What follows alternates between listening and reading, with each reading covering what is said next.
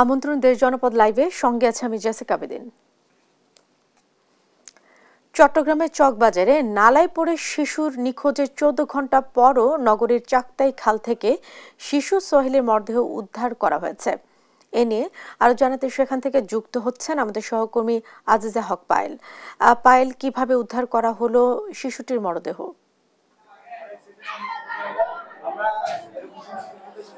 Jessica, গতকালকে রাত 8:30টার সময় নিখোঁজ হয়েছে শিশু সেহরিন। সারা রাত উদ্ধার তৎপর ছিল। আমরা দেখেছি সিটি কর্পোরেশন, ফায়ার সার্ভিস এবং নেভির ডুবুরিরা রাতভর চেষ্টা করেছে এবং সকাল 7:30টা থেকে চেষ্টা করেছে। তবে সেইখানকার কাপাসগোলার খাল এবং হিজড়া খাল থেকে শুরু করে সব নালা খাল সবকিছু তন্ন করে খুঁজেছে। শিশুটিকে অবশেষে পাওয়া গেল চাক্তাই খালে। স্থানীয়রা চা খাচ্ছিলেন খালের পাশে, তারা তখন দেখে আমাদেরকে জানিয়েছেন তারা সকলেই মিলে শিশুটিকে উদ্ধার করে এবং উদ্ধার করার পরে প্রায় 20 লিটার পানি দিয়ে শিশুটিকে পরিষ্কার করেছেন, এমনটাই আমাদেরকে জানিয়েছেন। তারপর শিশুটিকে পুলিশ এবং তার পরিবারের কাছে তারা স্থানান্তর করে। আমরা আছি এই মুহূর্তে চাক্তাই সুটকিপট্টিতে। আমরা জানতে পারি তার বাবার নাম হচ্ছে শহীদ আর শিশুটির নাম হচ্ছে সেহরিনের বয়স ছিল 6 মাস। আমরা জানি গতকাল রাতে ফুফুর বাসায় যাওয়ার সময় এই দুর্ঘটনাটি ঘটে। আমরা আছি এখন সেহরিনের বাসায়। আমরা দেখতে পাচ্ছি সেহরিনের বাসায় খুবই মানুষের ঢল পড়েছে সেহরিনকে দেখার জন্য এবং মা বাবা ভেঙে পড়েছেন এবং পরিবারের শোক কিছুতেই কাটছে না। তারা কোনোভাবেই কারোর সাথে কথা বলার অবস্থায় নেই, এমনটাই আমাদেরকে জানিয়েছেন। আমরা সকলেই মিলে তাদের সাথে কথা বলার চেষ্টা করেছি, তাদের জন্য অনেক সমবেদনা। তবে একটা কথা বলাই যায় যে চট্টগ্রামে এই ধরনের ঘটনা আজকেই প্রথম নয়। চট্টগ্রামে এই ধরনের ঘটনা প্রায় সময় ঘটতে থাকে। এই খালে গত বছরও এই ধরনের ঘটনা ঘটেছে। আমরা জানি তো প্রতি বছরই আসলে এই ধরনের ঘটনা ঘটে। তবে এবার আমরা যতটুকু জানতে পেরেছি স্থানীয়দের কাছ থেকে আমরা জানতে পেরেছি এই ধরনের ঘটনা তারা প্রায় সময় দেখে। হরহামেশাই তাদের বর্ষা আসলে এই ধরনের ঘটনা ঘটে, তাই তারা কিছুটা সতর্ক থাকে। তবে যারা বাহির থেকে আসেন এবং এই রাস্তা নিয়ে তারা পরিচিত নয়, তারা বুঝতে পারেন না আসলে নালার পানি কতটুকু আছে এবং রাস্তা কতটুকু। নালার পানি এবং রাস্তা মিলে দুটোই একাকার হয়ে যায়, এমনটাই আমাদেরকে স্থানীয়রা জানিয়েছেন। আমরা একটু দেখানোর চেষ্টা করব। আসলে ভেতরের অবস্থাটা একেবারেই দেখানোর মতো নেই। আমরা দেখতে পাচ্ছি অবস্থা খুবই থমথমে অবস্থা। এখানে আমরা দেখছি এখানে আসলে কথা বলার, স্বজনদের সাথে কথা বলার কোনো অবস্থা নেই। আমরা দেখতে পাচ্ছি এখানে রয়েছে উৎসুক জনতা, এতটাই ভিড় করে রেখেছেন আসলে স্বজনদের এই সময় আরো বেশি খারাপ লাগছে, এমনটাই আমাদেরকে জানিয়েছেন। একটু আমরা এখানে যারা উদ্ধার তৎপরতা চালিয়েছেন তাদের সাথে একটু কথা বলার চেষ্টা করব। তাদের যে রুদ্ধশ্বাস অভিযানের মাধ্যমে তারা পেয়েছে শিশুটিকে উদ্ধার করেছে। আসলে আমরা জানতে চাইবো 14 ঘন্টা যাবত তো আপনারা চেষ্টা করলেন, আসলে এই ধরনের ঘটনা আপনারা কত বছর যাবত দেখছেন আর এর প্রতিকার কি চিন্তা করছেন? আমরা চট্টগ্রাম সিটিতে এর আগেও আমাদের আগের সাবেক মেয়র দিয়েছিল, তখন আমরা চট্টগ্রাম সিটিতে এভাবে ঘটনা দেখেছি। আমাদের আগ্রাবাদ আদমদরজাকে শিক্ষার্থী ইন্টার পড়ুয়া একটা শিক্ষার্থী মারা গিয়েছিল। এরপরে গেছে বছর মুরাদপুরে এক তরকারি ব্যবসায়ী, সবজি ব্যবসায়ী, উনিও মারা গেছে। ওনার লাশ এখনো আমরা পাইনি। আর কালকে রাতে তো কাপাসগোলাতে যে ইজরা খালে যে ঘটনাটি, ওই খালটি আসলে বেড়া দেওয়া ছিল পাশ দিয়ে, কিন্তু এই নালা সংস্কারের কারণে, পরিষ্কার করার কারণে, জলাবদ্ধতা দূরীকরণের লক্ষ্যে এই চট্টগ্রাম বাংলাদেশ সেনাবাহিনী ওইখানে কাজ করছে, যার কারণে ওটা পাঁচটা ব্যারিকেড দেওয়া হয় নাই। এর ক্ষেত্রে ওনারা বেড়াতে গিয়েছিল ওনারা আত্মীয় বাসায়। সেখান থেকে মা ও ওনার নানু ছিল, বাচ্চার নানু যে ভিকটিম, ওনাকে আমরা ওখান থেকে এলাকাবাসী ও আমরা মিলে উদ্ধার করবে। ধন্যবাদ। যেমনটি শুনছিলাম আমরা বিগত সরকারের আমলে এই ধরনের এই নালার কাজ কখন। পায়েল, আপনাকে ধন্যবাদ। দর্শক, চট্টগ্রামের নালায় পড়ে যাওয়া শিশুটির মরদেহ উদ্ধার করা হয়েছে সে বিষয়ে জানাচ্ছিলেন আমাদের সহকর্মী আজিজা হক পায়েল। জাতীয় ঐক্যমত্য কমিশনের সঙ্গে জুলাই গণ অভ্যুত্থানে নেতৃত্ব দেয়া ছাত্রদের রাজনৈতিক দল এনসিপির বৈঠক শুরু হয়েছে। এ নিয়ে আরো জানাতে সেখান থেকে যুক্ত হচ্ছেন সহকর্মী জনাতুল মোহনা। মোহনা, বৈঠকে কারা অংশ নিয়েছেন আর কোন কোন বিষয়ে আলোচনা হতে পারে, বিস্তারিত কি তথ্য জানতে পেরেছেন জানাবেন।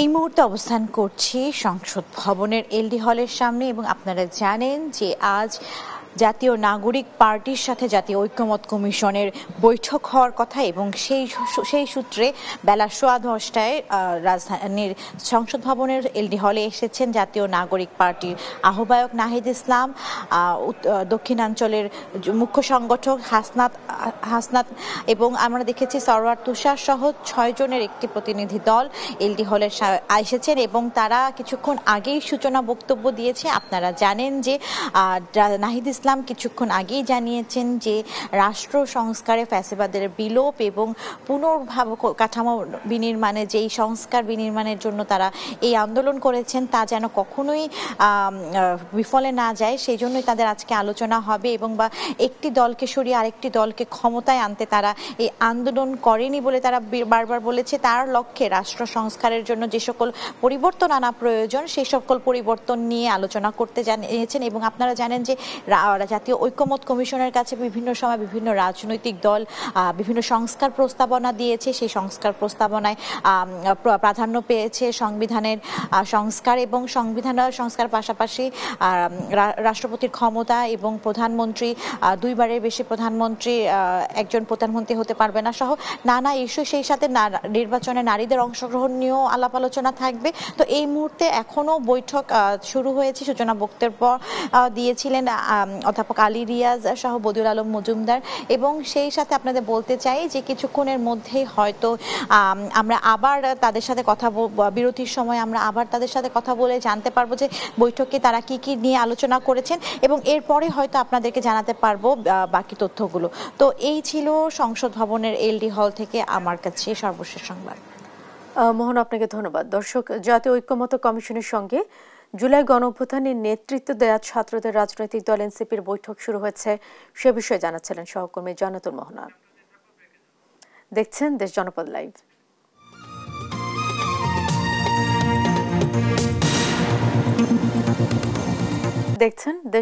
লাইভ। খুলনায় মাংসের দাম চড়া, বিস্তারিত জানাতে সরাসরি যুক্ত হচ্ছেন আমাদের সহকর্মী মেহেদি নূর ইসলাম রকি। রকি, দাম বাড়তি নিয়ে ক্রেতাদের প্রতিক্রিয়া কি বলছেন তারা? কিন্তু আসলে ঊর্ধ্বগতি আছে। আমরা যেটা দেখতে পেয়েছি যে খুলনায় গরুর মাংস কিন্তু প্রতি কেজি 750 টাকা করে বিক্রি হচ্ছে এবং এর বাইরে ব্রয়লার মুরগি কিন্তু 160 টাকা করে কেজি বিক্রি হচ্ছে। এর বাইরে কিন্তু সোনালী এবং লেয়ার যে মাংসগুলো আছে এগুলো কিন্তু প্রতি কেজি 160 টাকা করে কেজিতে বিক্রি হচ্ছে। একটু বলে রাখি যে মাছ মাংসের বাজারে কিন্তু ঊর্ধ্বগতি হলেও আমরা দেখতে পেয়েছি কিন্তু ডিমের বাজার কিন্তু আসলে একটু নিম্নগতি। প্রতি কেজি প্রতি পিস ডিম কিন্তু আমরা দেখতে পেয়েছি যে 8 টাকা করে বিক্রি হচ্ছে। এর বাইরে একটু বলে রাখি যে মাছের বাজার অস্থিতিশীল অবস্থা। এখানে যারা বিক্রেতা আছে তারা আমাদেরকে যেটি জানিয়েছে যে যেহেতু বৈশাখ মাস শুরু হয়েছে, খাল বিলে বা ঘেরগুলোতে কিন্তু মাছের আসলে পানি না থাকায় মাছ পাওয়া আসলে দুরাও হয়ে যাচ্ছে, যার কারণে কিন্তু মাছের বাজারে ঊর্ধ্বগতি। এবং আমরা সকালে খুলনার কয়েকটি মাছ বাজার ঘুরে যেটা দেখতে পেয়েছি যে প্রতি কেজি রুই মাছ কিন্তু আপনার 280 থেকে 300 টাকা করে কেজি বিক্রি হচ্ছে, কাতলা মাছ 300 থেকে 350 টাকা করে কেজি বিক্রি হচ্ছে এবং তেলাপিয়া মাছ কিন্তু 250 থেকে 300 টাকা করে বিক্রি হচ্ছে। এর বাইরে যদি চিংড়ি মাছের কথা বলি, যেটা আসলে নিম্ন মধ্যবিত্তদের খুবই পছন্দের একটি মাছ, এই চিংড়ি মাছ কিন্তু প্রতি কেজি 700 থেকে 1000 টাকা করে কেজিতে বিক্রি হচ্ছে এবং ভেটকি মাছ 800 থেকে 1000 টাকা করে বিক্রি হচ্ছে। তো সব মিলিয়ে বলা যেতে পারে যে খুলনার মাছের বাজারেও কিন্তু আসলে এক প্রকার আগুন চলছে। এর বাইরে গরুর মাংস এবং মুরগির যে মাংস বাজারেও কিন্তু আসলে দেখেন, তবে ডিমের দাম কিন্তু কিছুটা আসলে কমতে দিকে আছে। তো খুলনার বাজার থেকে এটা ছিল আমার কাছে সর্বশেষ সংবাদ। আর রকি, আপনাকে ধন্যবাদ। দর্শক, খুলনার বাজার দর সম্পর্কে, মাংসের বাজার দর সম্পর্কে জানাচ্ছিলেন সহকর্মী নুর ইসলাম রকি। 6 দফা দাবিতে গাজীপুরের ডুয়েটের সামনে বিক্ষোভ করছেন পলিটেকনিকের শিক্ষার্থীরা। এ নিয়ে আরো জানাতে সেখান থেকে যুক্ত হচ্ছেন সহকর্মী নজরুল ইসলাম। নজরুল, বিক্ষোভের শিক্ষার্থীরা কি বলছেন?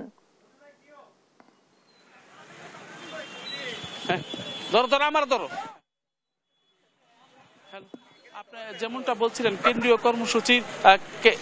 কেন্দ্রীয় কর্মসূচির অংশ হিসাবে কিন্তু আজকে যে গাজীপুরের ডুয়েট প্রকৌশলী, ঢাকা প্রকৌশলী ও প্রযুক্তি বিশ্ববিদ্যালয় রয়েছে, সেই বিশ্ববিদ্যালয়ের শিক্ষার্থীরা দেখতে পাচ্ছেন তাদের যে কেন্দ্রীয় কর্মসূচির অংশ হিসেবে তারা কিন্তু সড়কে, গাজীপুর যে আঞ্চলিক সড়ক রয়েছে সেই সড়ক কিন্তু তারা অবস্থান নিয়ে তাদের দাবি দেওয়া নিয়ে কিন্তু তারা রাস্তায় অবস্থান করছেন। আপনি 10টা থেকে কিন্তু তাদের ক্যাম্পাসগুলোতে আমরা দেখতে পেয়েছি যে এখানে কিন্তু শিক্ষার্থীদের মানে বিশাল একটি মিছিল কিন্তু শহরের দিকে যাচ্ছে, এবং অর্থাৎ আপনার শিববাড়ি এলাকায় তারা সেখানে যে মহাসমাবেশ করবেন, এবং সমাবেশ থেকে কিন্তু আমরা দেখতে পাবো যে তাদের যে দাবি দেওয়াগুলো আছে সেই দাবি দেওয়াগুলো কিন্তু তুলে ধরবেন তারা।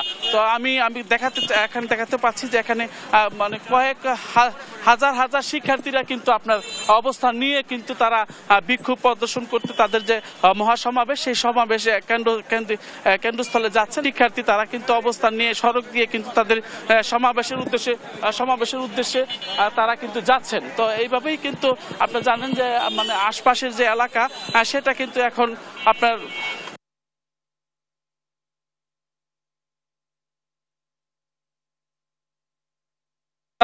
চেষ্টা করছেন, এবং আমরা দেখাতে চেষ্টা করব আপনাকে যে এখানে কিন্তু ডুয়েট শিক্ষার্থীরা কিন্তু এখানে অবস্থান নিয়েছেন। আমি যদি দু একজনের সাথে কথা বলার চেষ্টা করি, যে ব্যাপারে জিজ্ঞাসা করার চেষ্টা করবো, তুমিও দি কিন্তু হ্যাঁ, যে আপনারা কি দাবিটা কি আপনাদের? আজকে যে আন্দোলন, আমরা হচ্ছে 6 দফা আন্দোলন নিয়ে যাচ্ছি।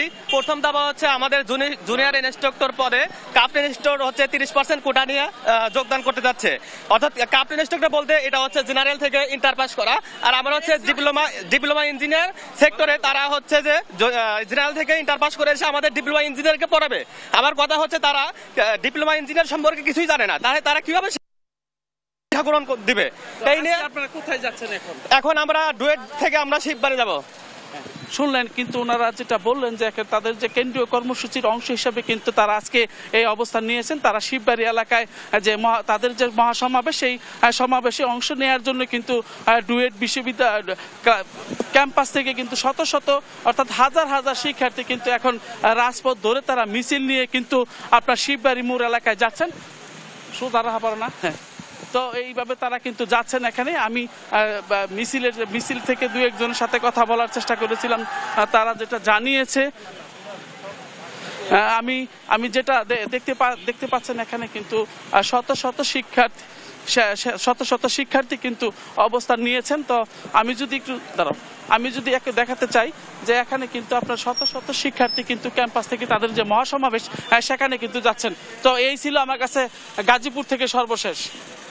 আর নজরুল, আপনাকে ধন্যবাদ। দর্শক, বিক্ষোভের বিষয়ে জানাচ্ছিলেন সহকর্মী নজরুল ইসলাম। সাভারে দিনে দুপুরে চলন্ত পরিবহনে ঘটছে ছিনতাইয়ের ঘটনা।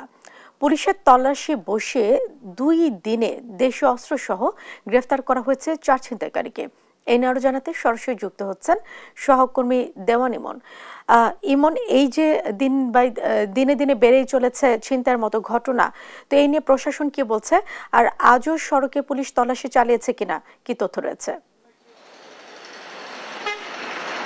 জেসিকা, আপনাকে ধন্যবাদ। আমি এই মুহূর্তে রয়েছি সাভারের ঢাকা রিচা মহাসড়কের ব্যাংক টাউন এলাকায়। এই যে এযাবৎকালে যে ছিনতাইয়ের ঘটনাগুলো ঘটেছে চলন্ত পরিবহনে, তার সবচেয়ে বেশি ঘটনা কিন্তু এই স্পটটিতে ঘটেছে, এবং এরপরে কিন্তু জনসাধারণ একটি দাবি ছিল যে এখানে যেন চেকপোস্ট বসানো হয়, পুলিশের পক্ষ থেকে যেন তৎপরতা বাড়ানো হয়, এবং ঢাকা জেলা পুলিশের পক্ষ থেকে সাভার থানার একটি টিম কিন্তু এখানে এখন সর্বদাই নিয়োজিত আছে রাত এবং দিনে, এবং গত 3 দিনে কিন্তু এই স্পট থেকে চলন্ত পরিবহনে কিন্তু তল্লাশি করে কিন্তু 4 জন ছিনতাইকারীকে এই স্পট থেকেই আটক করা হয়েছে এবং তাদের কাছ থেকে কিন্তু দেশীয় অস্ত্র জব্দ করা হয়েছে, যেগুলো সুইচ গিয়ার, চাকু এইসব বহন করেই কিন্তু ছিনতাইকারীরা প্রথমে যাত্রী সেজে কিন্তু তারা এই পরিবহনে উঠতেন এবং এই পরিবহনে থাকা যাত্রীদের একটা সময় এসে জিম্মি করে তারপরে তাদের কাছে সর্বস্ব লুটে নিয়ে কিন্তু তারা এখানে নেমে যেতেন। এবং এই ঘটনাগুলো কিন্তু এই গত কয়েক মাসে কিন্তু বেশ কয়েকটি ঘটনা ঘটেছিল এবং এই ঘটনা ঘটার পরে কিন্তু পুলিশ তাদের তৎপরতা বাড়িয়েছে এবং এই যে স্থানটিতে এখন আমরা রয়েছি এই স্থানটিতেই সবচেয়ে বেশি ঘটনা কিন্তু ঘটেছে। এর প্রেক্ষিতে এই যে জনসাধারণের যে আতঙ্ক তৈরি হয়েছিল সেটি রোধে এবং ছিনতাইয়ের প্রতিরোধেই কিন্তু পুলিশের পক্ষ থেকে এই তৎপরতাটা বৃদ্ধি করা হয় এবং এই তৎপরতা বৃদ্ধির পর থেকে এই কার্যক্রম শুরুর পর থেকে কিন্তু এখন পর্যন্ত আর কোনো ছিনতাইয়ের ঘটনা ঘটেনি। তবে 4 জন ছিনতাইকারীকে কিন্তু পুলিশ ইতিমধ্যে তারা আটক করে তাদের নিয়মিত মামলা দিয়ে কিন্তু আদালতে প্রেরণ করেছে এবং জনসাধারণের সাথে আমরা কথা বলছিলাম, তারা যেটি বলছে যে এই শান্তি শৃঙ্খলা বজায় রাখতে পুলিশের পক্ষ থেকে যে তৎপরতাটি গ্রহণ করা হয়েছে এই কার্যক্রমটি যদি অব্যাহত থাকে তবে কিন্তু আইন শৃঙ্খলা পরিস্থিতিটা অনেকটাই স্বাভাবিক থাকবে। আমরা এখানে একজন পুলিশ কর্মকর্তা রয়েছে, তার কাছ থেকে একটু ছোট করে জানবো যে এখন এই যে আপনারা যে অভিযানটি পরিচালনা করছেন এর প্রেক্ষিতে আর কোনো ঘটনা ঘটেছে কিনা, এই অভিযানটি কতদিন নাগাদ চলবে? এই অভিযানটি অব্যাহত থাকবে এবং অনেকটা ছিনতাই কমে গেছে, কোনো সমস্যা নাই, এলাকায় সার্বিক পরিস্থিতি ভালো আছে। শুনছিলেন যে এখানে যিনি এই মুহূর্তে দায়িত্বে রয়েছেন তিনি যেমনটি জানছিলেন যে তাদের এই কার্যক্রমটি অব্যাহত থাকবেন এবং এই যে পুলিশের এই তৎপরতা বাড়ার সঙ্গে সঙ্গে কিন্তু ছিনতাই অনেকাংশে কমে আসছে। তো এই বিষয়টি নিয়ে কিছুক্ষণ আগে আমি সাভার সার্কেলে যিনি অতিরিক্ত পুলিশ সুপার রয়েছেন তার সাথে কথা বলেছিলাম। তিনি যেমনটি জানিয়েছেন যে এখন কিন্তু জনমনে অনেকটাই স্বস্তি এসেছে, যেহেতু পুলিশের পক্ষ থেকে এই যে অভিযান কার্যক্রম যেটি তারা কিন্তু এই ব্যাংকটাউন এলাকায় এই যে পুলিশের প্রতিনিয়ত যে একটি টহল টিম বসিয়েছেন এই টহল টিমের মাধ্যমে কিন্তু একের পর এক যে ছিনতাইকারীরা ধরা পড়ছে এতে কিন্তু জনমনে অনেকটাই স্বস্তি ফিরেছে এবং এই কার্যক্রমটি তারা অব্যাহত রাখবেন যাতে করে আর কোনো ধরনের আর কেউ যেন কোনো ধরনের ছিনতাইয়ের ঘটনা যেন আর না ঘটে। এছাড়া আমরা হাইওয়ে পুলিশের সাথে কথা বলেছিলাম। হাইওয়ে পুলিশ যেটি বলছে যে এই থানা পুলিশের পাশাপাশি কিন্তু হাইওয়ে পুলিশও নিয়োজিত রয়েছে এই যে ছিনতাই রোধে তাদের কার্যক্রম অব্যাহত রেখেছে। জেসিকা।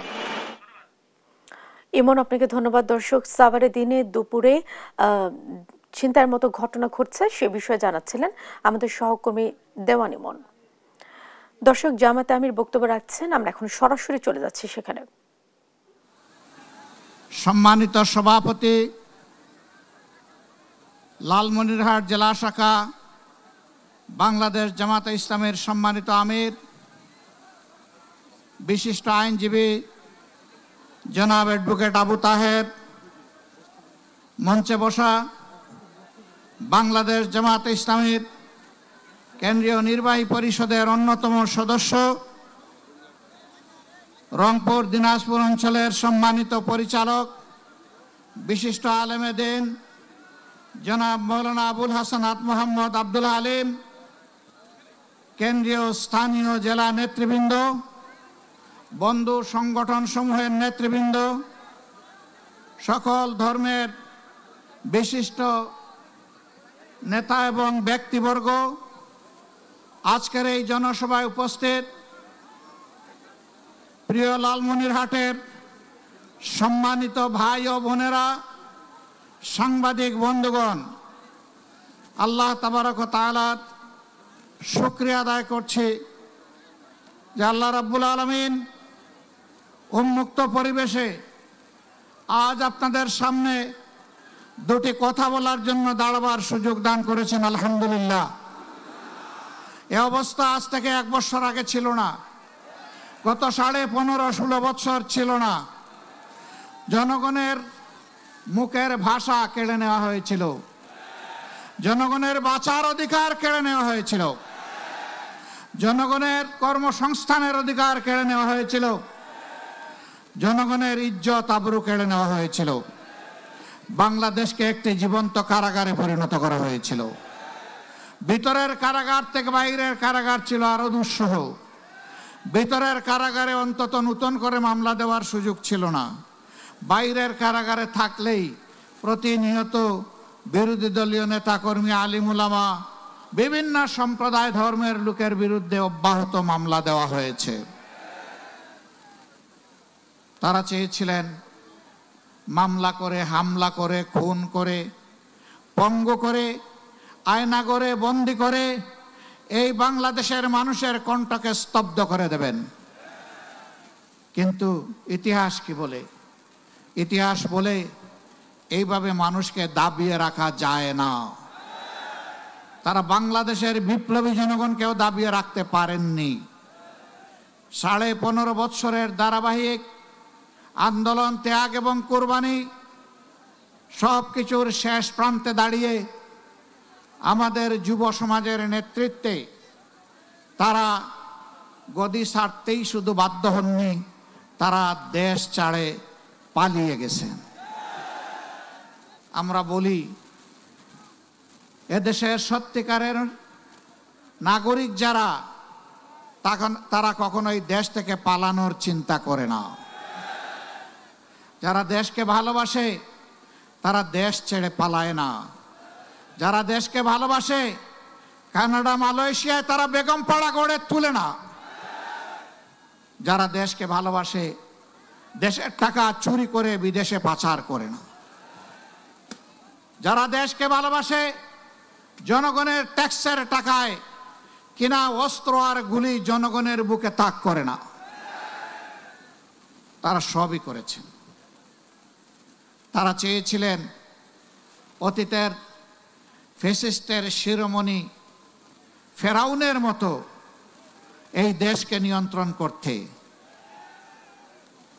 আল্লাহ যেভাবে ফেরাউনদের অতীতে বিদায় দিয়েছেন, এদেশেও ফেসিবাদের ধারক বাহক যারা ছিল তারা অপমানজনকভাবে বিদায় নিয়েছে। এমনকি যাওয়ার সময় নিজের সহকর্মীদেরকেও বলে যেতে পারেনি যে আমি অমুক জায়গায় চলে যাচ্ছি। তারা আক্ষেপ করে বলেছে এমন একটি দল করলাম, নিরাপদে তিনি চলে গেলেন, কিন্তু আমাদের কি হবে তা বলে গেলেন না। এমন রাজনীতি বড় লজ্জার রাজনীতি। দর্শক, লালমনিরহাটে কালেক্টরেট মাঠে বিশাল জনসভায় প্রধান অতিথি জামায়াতের আমির ডক্টর শফিকুর রহমান বক্তব্য রাখছিলেন। আমরা এতক্ষণ সরাসরি ছিলাম সেখানে। দেখছেন দেশ জনপদ লাইভ।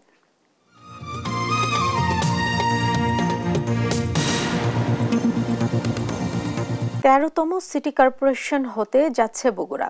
চলছে গণবিজ্ঞপ্তি জারির কাজ। বিস্তারিত জানাতে সরাসরি যুক্ত হচ্ছেন সহকর্মী সঞ্জু রায়। সঞ্জু, এ নিয়ে জনগণের প্রতিক্রিয়া কি? বিস্তারিত জানাবেন। 2500 বছরের পূর্ণ সভ্যতার নগরী এই বগুড়া। শিক্ষা, সংস্কৃতি আর অর্থনীতিতে এই অঞ্চল সমৃদ্ধ হলেও সুদীর্ঘ বছর শুধুমাত্র রাজনৈতিক বৈষম্যের কারণে উন্নয়ন থেকে বঞ্চিত হয়েছে এই অঞ্চলের মানুষ। জেসিকা, আপনি অবাক হবেন, বগুড়াতে একটি আন্তর্জাতিক মানের স্টেডিয়াম আছে, কিন্তু সেখানে কোনো খেলা হয় না।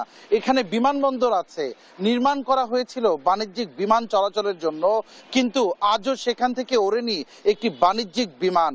পৌরসভাতে 21টি ওয়ার্ডে রূপান্তরিত করা হয়েছিল, কিন্তু দীর্ঘ বছর শুধুমাত্র বৈষম্যের কারণে সেই পৌরসভাকে আর উন্নীত করা যায়নি সিটি কর্পোরেশনে। 5 আগস্ট পরবর্তী অবশেষে সেই বঞ্চনার আধার কাটতে শুরু করেছে। গেল 10 এপ্রিল স্থানীয় সরকার বিভাগ একটি পরিপত্র জারি করেছে, যেখানে গণবিজ্ঞপ্তি জারি, স্থানীয় মানুষজনের মতামত নিয়ে সিটি কর্পোরেশন গড়ার লক্ষ্যে প্রয়োজনীয় ব্যবস্থা নিতে বলা হয়েছে, নির্দেশনা দেওয়া হয়েছে। যেই খবরে যেন নতুন করে সম্ভাবনাময় আগামীর একটি দিন দেখতে শুরু করেছে বগুড়াবাসী। বগুড়া পৌরসভা, যেখানে এত পরিমাণ জনসংখ্যা, আকার, আয়তন কিংবা বাৎসরিক যে পৌর আয়, সব দিক থেকে এই অঞ্চল, এই এলাকা সিটি কর্পোরেশনের যোগ্যতা অর্জন করেছিল অনেক আগেই, কিন্তু উদ্যোগের অভাবে কিন্তু সেটি আর বাস্তবে রূপ নেয়নি। তবে এবারের যে ঘোষণা, সাধারণ মানুষের প্রত্যাশা যে এই অঞ্চলের মানুষের যে দীর্ঘ বছর নাগরিক সুবিধা থেকে বঞ্চিত, তাদের সঙ্গী হয়েছিল বছরের পর বছর খানাখন্দে ভরা সড়ক, তাদের সঙ্গী হয়েছিল উন্নয়নের নানা বঞ্চনা, সেই বঞ্চনার আধার যেন এবার কাটতে শুরু করেছে।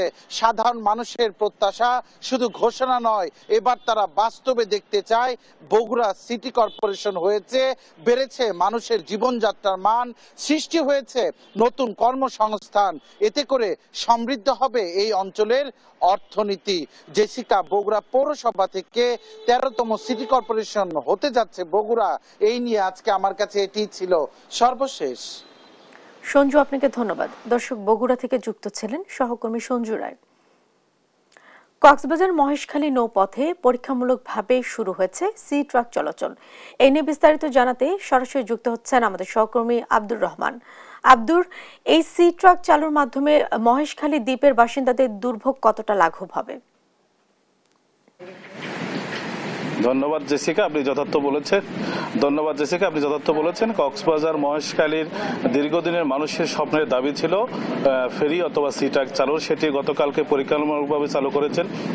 এটাতে মানুষের মধ্যে বাদ ভাঙা উচ্ছ্বাস এবং তাদের যে দীর্ঘদিনের ঝড় জলোচ্ছ্বাসে তাদের পরিবার পরিজন চিকিৎসা সেবা থেকে বঞ্চিত হওয়া এবং তাদের বিভিন্ন প্রোগ্রাম আদি যাতায়াতে যে কষ্ট হতো, সেটাতে তারা অন্তর্বর্তী সরকার উদ্যোগ নিয়েছে দ্রুত সময়ের মধ্যে ৩৬ জুলাইয়ের পর যে তাদের একটি গণদাবি ছিল মহেশখালীবাসীর, সেই দাবিটা যে পূরণ করতে যাচ্ছে, এজন্য সরকারের দীর্ঘদিনের যে আক্ষেপটা তারা এখন আনন্দে পরিণত করেছে। এবং গতকালকে থেকে কক্সবাজার মহেশখালীর যারা উপকূলের মানুষ রয়েছে তারা অন্তর্বর্তী সরকারকে সাধুবাদ দিচ্ছে এবং যারা আন্দোলনকারী তাদেরকেও ৩৬ আন্দোলন গণ অভ্যুত্থান যারা আছে তাদেরকেও তারা ধন্যবাদ দিচ্ছে। আজকে কক্সবাজারের আগামী ২৫ তারিখে নৌ উপদেষ্টা এটি উদ্বোধন করবে বলে আমাদেরকে জানিয়েছেন। গতকালকে পরীক্ষামূলক একটি ট্রাকটা চালু করেছিলেন।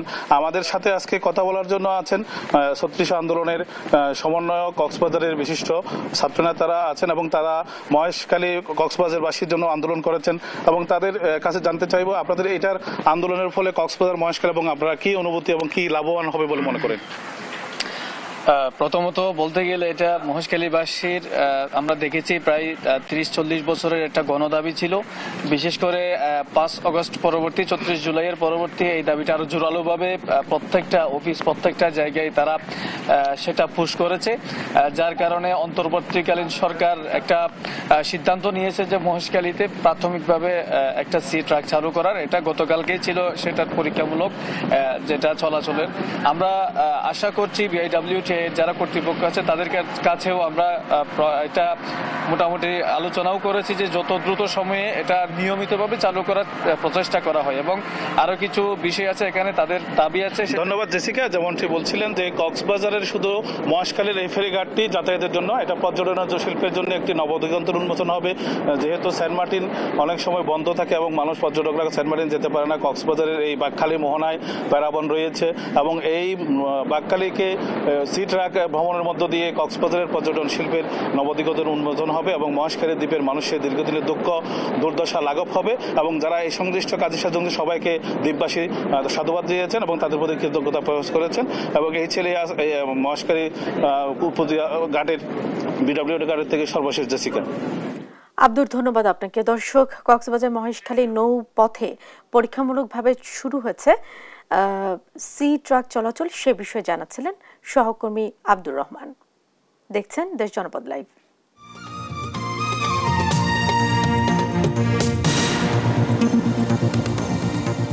রাঙ্গামাটির মাড়ি স্টেডিয়ামে জলকেলি উৎসবে মাতোয়ারা মারমা তরুণ তরুণীরা। এ নিয়ে আরো জানাতে সরাসরি যুক্ত হচ্ছেন সহকর্মী মিশু মল্লিক। মিশু, জলকেলি উপলক্ষে কি কি আয়োজন রয়েছে সেখানে? জেসিকা, পার্বত্য চট্টগ্রামে বসবাসরত দ্বিতীয় বৃহত্তম ক্ষুদ্র নৃগোষ্ঠী মারমা সম্প্রদায় মেতেছে জলকেলি উৎসবে। প্রতি বছর নববর্ষের সময়, এবছরও নববর্ষের সময় তারা জলকেলি উৎসবে আসলে মেতে ওঠে। এবছর 15 এপ্রিল মারমা ক্যালেন্ডার অনুযায়ী তাদের নতুন বছর শুরু হয়েছে।